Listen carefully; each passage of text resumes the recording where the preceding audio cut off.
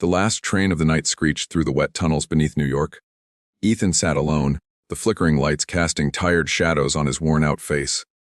His hands, cracked from years of work at the auto shop, held a paper bag. Inside, a small pink cupcake. It was his daughter's birthday. She was gone now. Rainwater dripped from his jacket, pooling on the subway floor.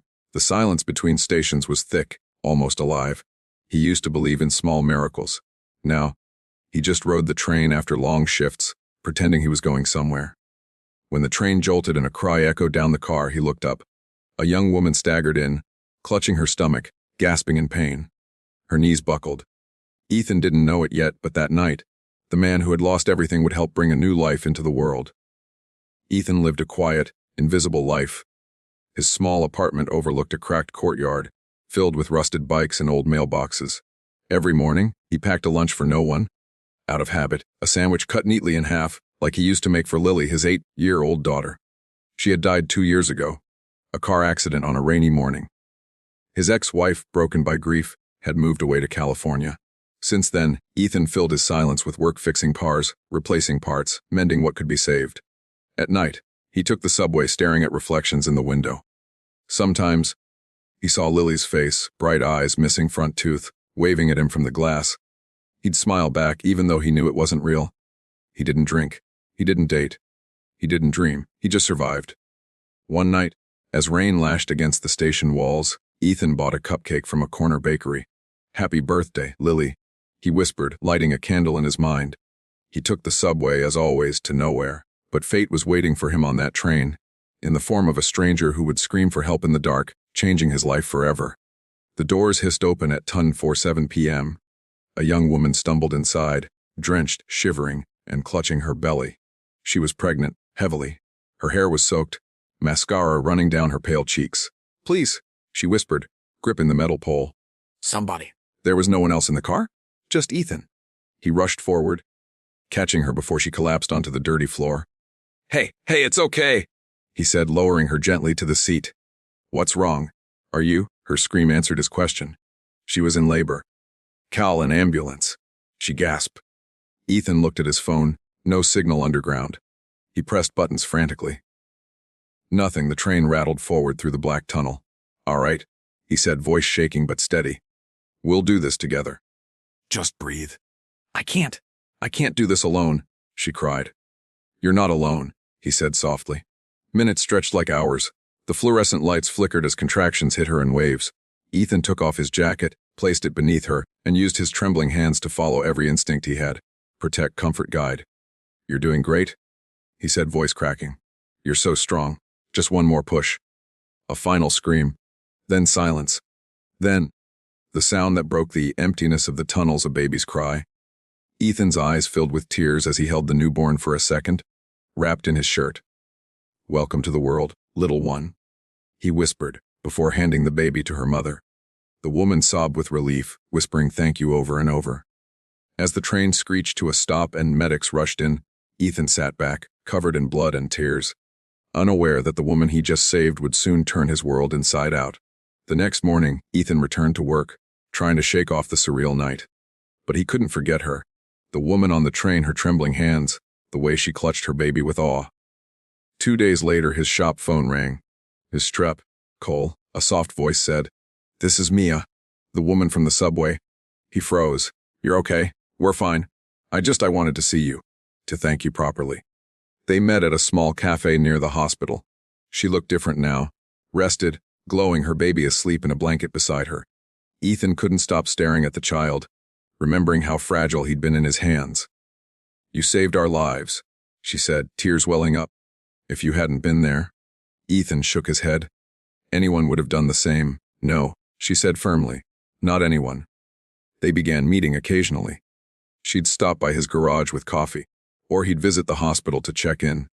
Mia was kind, warm in a way Ethan hadn't felt in years. Her laughter felt like sunlight in places he thought would stay dark forever. Still, something about her seemed hidden, a guarded sadness behind her smile. But he didn't pry. He had learned that sometimes silence speaks the truth words can't. One afternoon, Ethan went to deliver a repaired car to an upscale neighborhood. White gates, glass mansions, manicured hedges. As he pulled in, his heart stopped. Mia was there, She stood at the end of the driveway, dressed elegantly, speaking with two men in suits. She looked nothing like the frightened woman from the subway. When she saw him, her face paled. "Ethan," she whispered. "What are you doing here? I should ask you that." He replied softly, setting down his tools. Before she could answer, an older man stepped forward. Her father. "Who is this?" "He's the man who helped me," Mia said carefully. The man's eyes narrowed. "You're the mechanic?" Ethan nodded. "Yes, sir. I just wanted to make sure she and the baby were all right." "You've done enough," the father said coldly. "We appreciate your assistance. But my daughter won't be needing any more visits to your garage." Amaya's eyes filled with guilt, but she said nothing. Ethan turned to leave, heart heavy. The divide between their worlds stretched wide: money, class, dignity. He had saved her life, but now, she was a stranger again. That night, he sat alone with Lily's photo, whispering, "I guess some people aren't meant to stay." He didn't know that Mia was crying too, trapped in a gilded cage of her own, wishing she had the courage to cross that divide. Weeks passed. Then one stormy night, Ethan heard a knock on his door. It was Maya, soaked, trembling, clutching her baby. "I had nowhere else to go," she said, tears streaming down her face. "My father, he wanted to take my son away. Said I wasn't fit to raise him because of what happened." Ethan pulled her inside, wrapped her in a blanket, made tea. She sat by the flickering heater, holding her baby close. "Why didn't you tell me who you were?" he asked quietly. "Because I didn't want you to treat me differently," she said. "My family's name is Mason. My father owns half the city's hospitals, but I've never felt poorer than when I was trapped in that house." He looked at her. This woman who had everything and yet nothing. "You're safe here," he said simply. That night, the baby cried endlessly. Ethan took him gently, humming a lullaby he hadn't sung since Lily died. The baby calmed, eyes closing. Mia watched, tears falling silently. "You would have been a wonderful father," she whispered. "I was," he said quietly. For a while, she touched his hand, a small, trembling gesture. "Thank you for saving me twice." Outside, thunder rolled through the city. Inside, something shifted, not love, not yet, but the fragile beginning of healing. By morning, Maya's father arrived with security, but when he saw Ethan holding the baby, steady, gentle, sure, something in his expression softened. Mia stood her ground. "He's family now," she said firmly. For once, her father said nothing. Months later, Ethan opened his garage early, sunlight spilling over the cracked pavement. Mia was waiting outside with her son, now smiling, babbling, alive. "Say hi to Uncle Ethan," she whispered, and the baby reached out to him with tiny hands. He laughed, really laughed, for the first time in years. They didn't need promises or grand gestures.